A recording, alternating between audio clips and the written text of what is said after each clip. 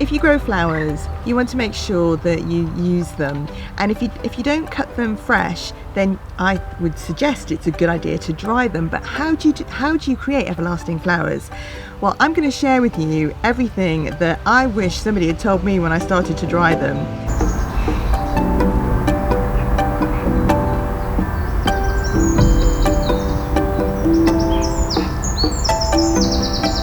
So there's three things really that you need to think about.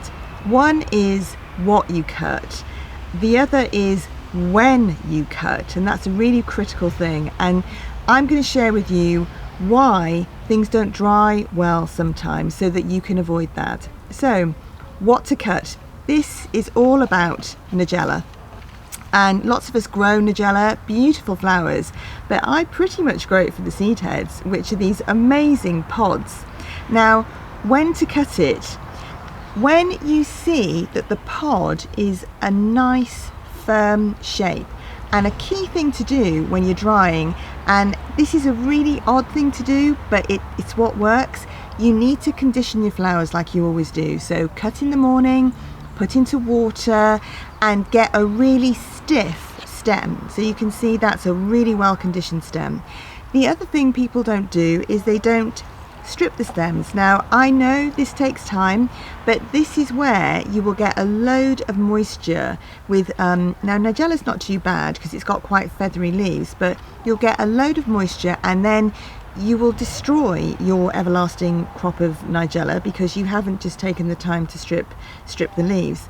The other thing I learned the hard way was you do have to tie with an elastic band, she says, reaching for one. I used to tie all mine up with string, and then one morning I came down and the whole lot was on the floor. Some of it actually got destroyed, which was a real shame, because you take time and effort to create everlasting flowers. So tie them up with an elastic band, and I sort them into bunches of no more than 10 of Nigella. So 3, 4, 5, and then that is because the big thing with, again, making sure that they dry properly is to make sure you've got enough air circulation around them. Another trick is to use gravity to help you. So I will always hang mine upside down, tied with an elastic band, and not in direct sunlight. I'm lucky enough, some may say, to live in a very drafty old wharf.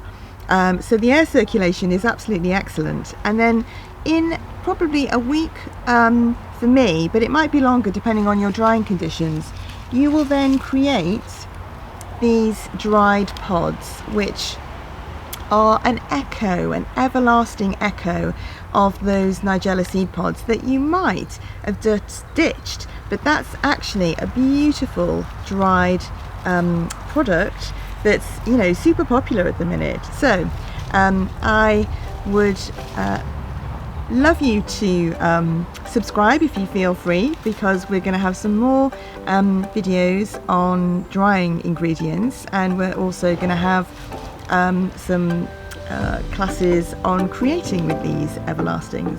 Thank you very much for watching, and hope you've got something useful out of that.